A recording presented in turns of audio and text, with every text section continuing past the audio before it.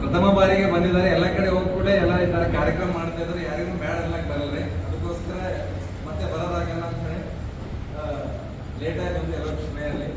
ಯಾಕಂದ್ರೆ ಇಲ್ಲಿವರೆಗೂ ಬೆಂಗಳೂರು, ಮೈಸೂರು, ಮಂಡ್ಯದವರು ಅಲ್ಲಿನಷ್ಟೇ ಸೀಮಿತ ಇದ್ರು. ನಮಗೆ ಕಲಬುರಗಿ ಯಾವುದು, ಬೀದರ್ ಯಾವುದು ತೋರಿಸ್ಬೇಕಾದ್ರೆ ನಾವು ಇಲ್ಲಿ ಕರ್ಕೊಂಡ್ ಬರ್ಬೇಕಾಗ್ತದೆ. ಯಾವ ಮಟ್ಟದಾಗ ನಮ್ಮ ಸಮಾಜ ಇದೆ, ಇಲ್ಲಿನ ಸಮಸ್ಯೆಗಳೇನು, ಕಲಬುರಗಿ, ಬೀದರ್, ಯಾಕಂದ್ರೆ ಅಲ್ಲಿಂದಲೇ ಬೆಂಗಳೂರು ಸುತ್ತಮುತ್ತ ಅಷ್ಟೇ ಇದ್ರು.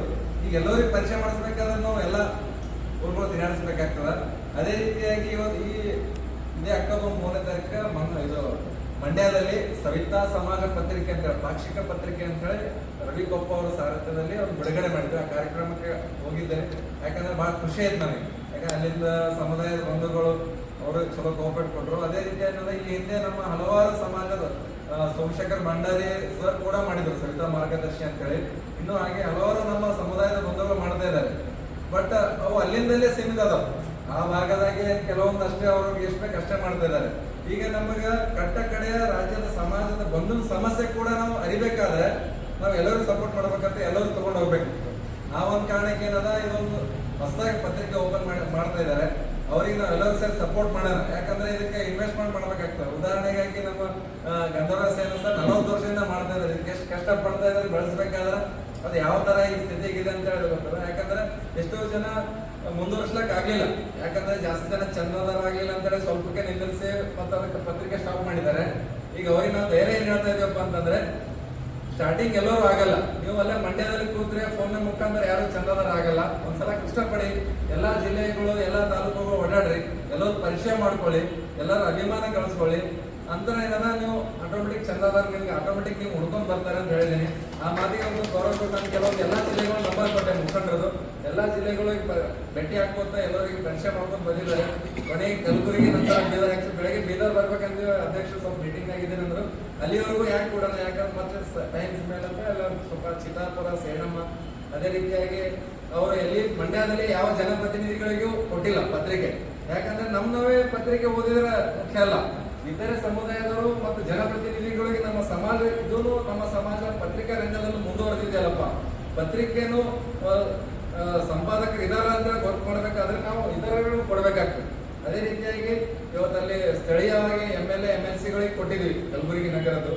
ಪ್ಲಸ್ ರಾಷ್ಟ್ರೀಯ ಅಧ್ಯಕ್ಷರು ಕೂಡ ಇವತ್ತು ಅವೈಲೇಬಲ್ ಇದರಲ್ಲಿ ಇದ್ರು ಸ್ಥಳೀಯವಾಗಿ, ಅವರಿಗೂ ಕೊಟ್ಟಿದ್ದೀವಿ. ಹೀಗಾಗಿ ಏನಾದ್ರು ಸ್ವಲ್ಪ ಬರಕ್ ಲೇಟ್ ಆಯ್ತು. ಹೀಗಾಗಿ ಏನಾದ್ರು ಎಲ್ಲರೂ ಸಪೋರ್ಟ್ ಮಾಡೋಣ. ಅಟ್ಲೀಸ್ಟ್ ಅವ್ರಿಗೆ ನಾವು ಏನ್ ಹೇಳಿದ್ವಿ, ಯಾವುದೇ ಆಗಲಿ ಯಾವುದೇ ಜಿಲ್ಲೆ ಯಾವುದೇ ಭಾಗದ ಸಮಸ್ಯೆಗಳಾಗಲಿ ತಮ್ಮ ಪತ್ರಿಕೆಯಲ್ಲಿ ಬರಬೇಕು, ಎಲ್ಲಾ ಸಮಾಜದವ್ರು ನೋಡ್ಬೇಕು. ಆಯಾ ಪತ್ರಿಕೆಗೆ ನಮ್ಮ ಇಲ್ಲಿ ಸರ್ಕಾರಿ ಅಧಿಕಾರಿ ಆಫೀಸ್ಗಳಿದ್ದಾವೆ. ಬೀದರ್ ಜಿಲ್ಲೆಯಲ್ಲಿ ಸರ್ಕಾರಿ ಎಲ್ಲ ಆಫೀಸ್ಗಳಿಗೂ ತಮ್ಮ ಪತ್ರಿಕೆ ತಲುಪಬೇಕು. ಆಗ ನಮ್ಮ ಚಂದಾದಾರನ ಪ್ರತಿಯೊಬ್ಬರಿಗೂ ಮುಟ್ಟಬೇಕು. ಅವ್ರು ಏನು ಸಮಸ್ಯೆ ಇದ್ರು ಪತ್ರಿಕೆ ಬರಬೇಕಂತ ಹೇಳಿದ್ರು. ಅವರಿಗೆ ಆಯ್ತಾ ಒಪ್ಕೊಂಡಿದ್ದಾರೆ. ಎಲ್ಲರೂ ಸಪೋರ್ಟ್ ಮಾಡೋಣ.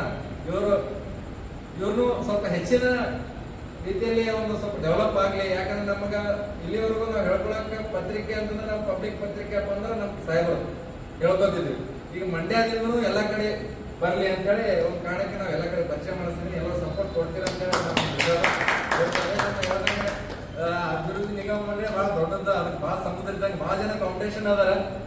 ಎಲ್ಲರೂ ಆಶೀರ್ವಾದ ಇರಲಿ. ಯಾಕಂದ್ರೆ ಎಲ್ಲರೂ ನಿಸ್ವಾರ್ಥವಾಗಿ ಸೇವೆ ಮಾಡಕ್ ಬಂದೀವಿ, ಮಾಡೋಣ ಅಂತೇಳಿ ನಮಸ್ಕಾರ.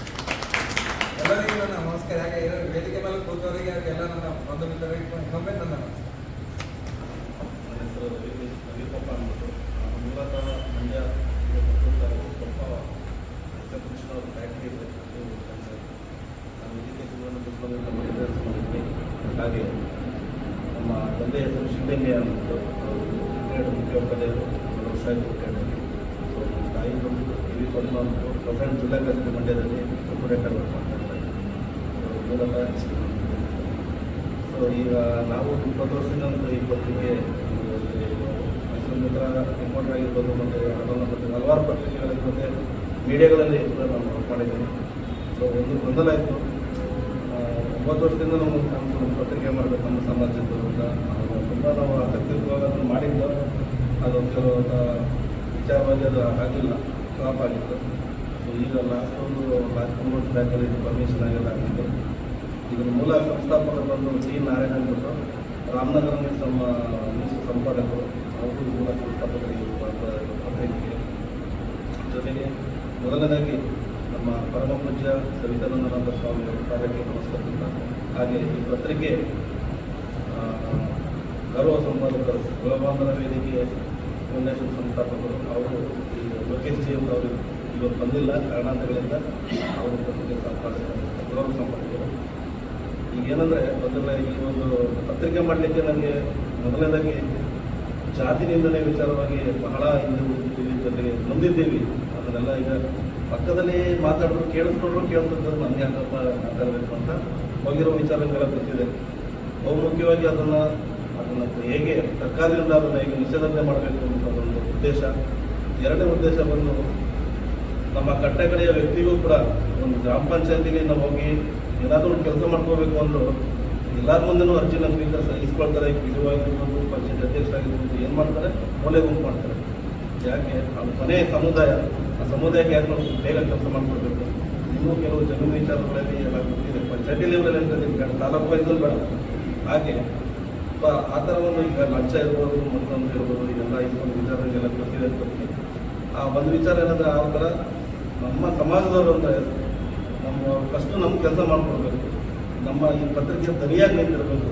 ಯಾಕಂದರೆ ಈಗ ನಮ್ಮ ಒಂದು ಹೋಬಳಿ ಲೆವೆಲಿಗೆ ಒಂದು ಹಳ್ಳಿಲಿ ಒಂದು ಆಧಾರ್ ಕಾರ್ಡ್ ಮಾಡಿಸ್ಕೊಳ್ಳೋಕೆ ಅವ್ರು ಗೊತ್ತಿರಲ್ಲ. ಯಾಕೆಂದರೆ ಶೈಕ್ಷಣಿಕವಾಗಿ ಅವ್ರು ಹಿಂದಿದ್ದಾರೆ. ಹಾಗಾಗಿ ಅವ್ರಿಗೆ ಆ ಒಂದು ದನಿಯಾಗಿ ಪತ್ರಿಕೆ ನಿಂತು ರಾಜ್ಯದಲ್ಲಿ ಎಲ್ಲ ಕೂಡ ಒಂದು ನಮ್ಮ ಸಮಾಜದ ಕಟ್ಟಕಡೆಯ ವ್ಯಕ್ತಿಯೂ ಕೂಡ ಕತ್ತಲಿಂದ ಬೆಳಕಿನಡೆಗೆ ಹೇಗೆ ನಾವು ಹೇಳ್ತೀವಿ ಹಾಗೆ ಈ ಪತ್ರಿಕೆ ಮುಂದೆ ನಿಂತು ರಾಜ್ಯ ಮಟ್ಟದಲ್ಲಿ ಒಂದು ಸರಿಯಾಗಿ ನಿಂತಲ್ಲಿ ಬಿಟ್ಟು ಈ ಪತ್ರಿಕೆ ಮಾಡಿದ ಉದ್ದೇಶ. ಹಾಗಾಗಿ ತಾವು ಬೀದರ್ ಜಿಲ್ಲೆ ಎಲ್ಲ ಜಿಲ್ಲಾ ಹಿರಿಯ ಮುಖಂಡರು ಇದ್ದೀರ. ಹಾಗಾಗಿ ಈ ಪತ್ರಿಕೆಯನ್ನು ಓದಿ ಎಲ್ಲರೂ ಹಾರೈಸಿ ಎಂದು ಕೇಳ್ಕೊಳ್ತೇನೆ.